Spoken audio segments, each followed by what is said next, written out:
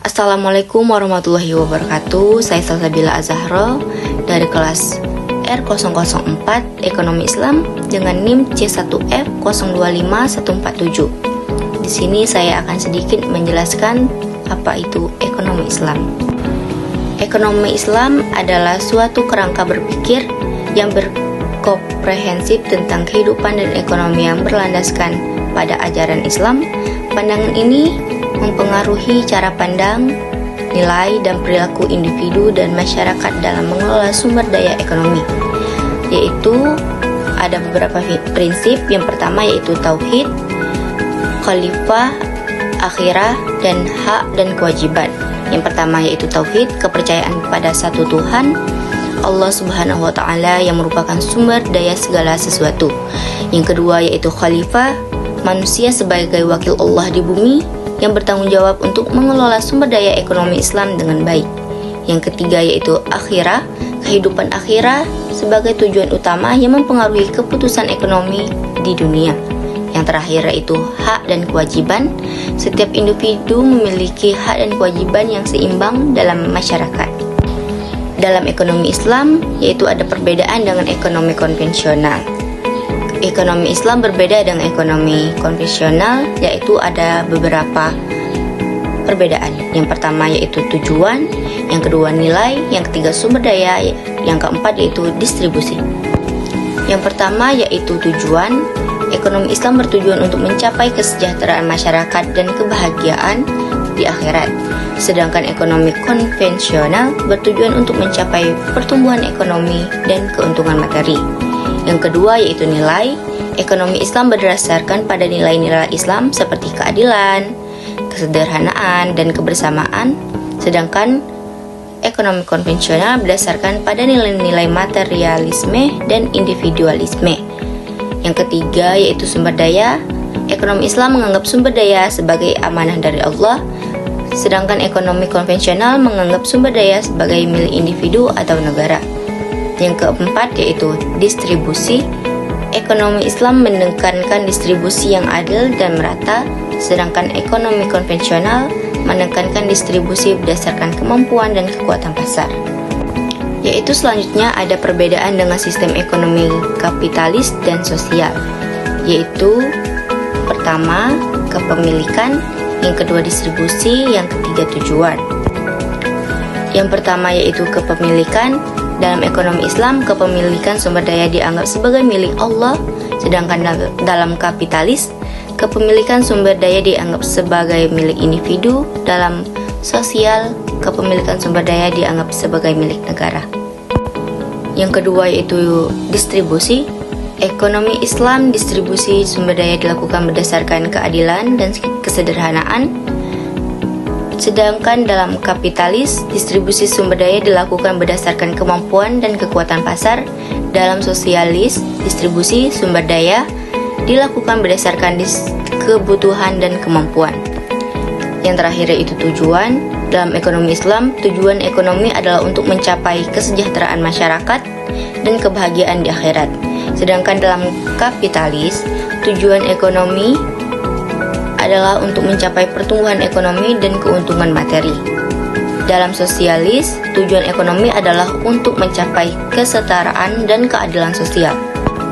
Di sini ada sedikit contoh dari perbedaan tersebut, yaitu seperti bunga atau riba.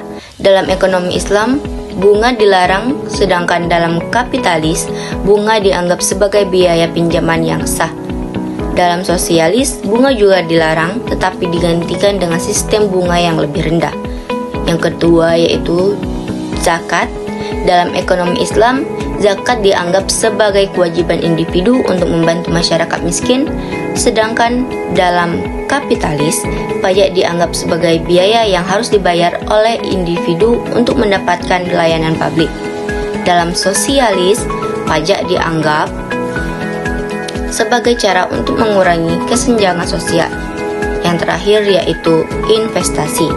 Dalam ekonomi Islam, investasi harus dilakukan dengan cara yang halal dan tidak merugikan masyarakat.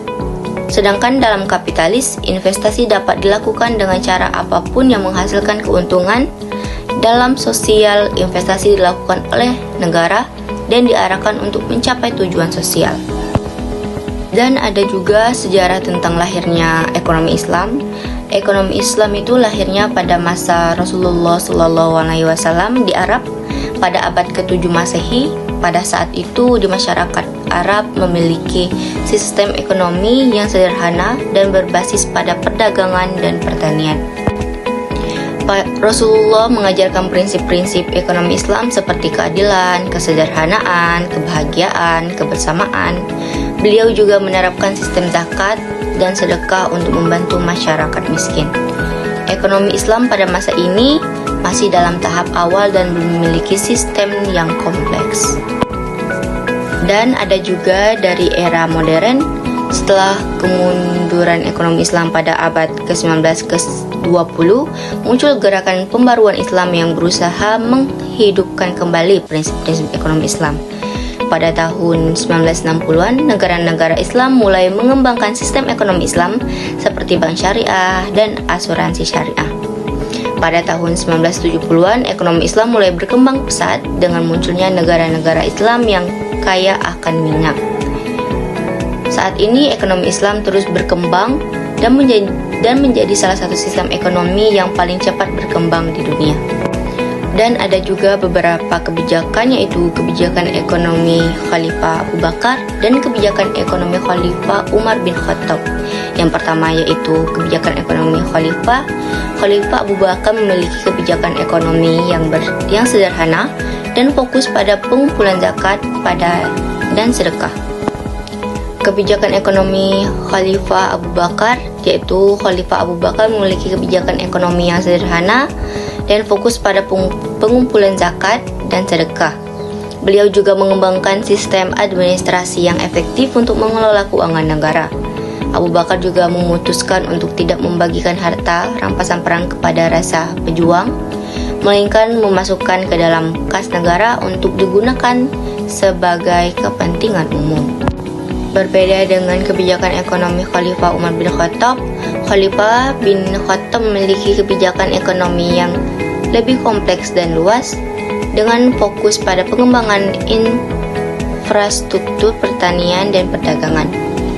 Beliau juga mengembangkan sistem pajak yang lebih adil dan efektif dengan mempertimbangkan kemampuan masyarakat untuk membayar pajak.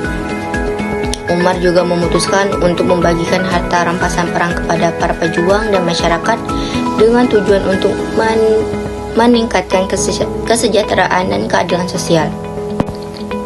Di sini ada perbandingan kebijakan ekonomi Islam. Yang pertama yaitu Khalifah memiliki fokus pada keadilan dan kesejahteraan masyarakat, namun dengan pendekatan yang berbeda.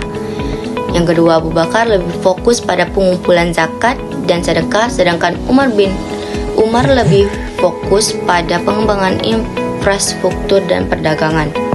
Umar juga memiliki kebijakan yang lebih kompleks dan luas dengan mempertimbangkan kemampuan masyarakat untuk membayar pajak dan meningkatkan kesejahteraan sosial. Prinsip-prinsipnya menjadi 3, yaitu keadilan, kesejahteraan, dan kesederhanaan. Kedua khalifah memiliki fokus pada keadilan dengan memastikan bahwa masyarakat mendapatkan hak-hak mereka dan tidak ada penindasan. Sedangkan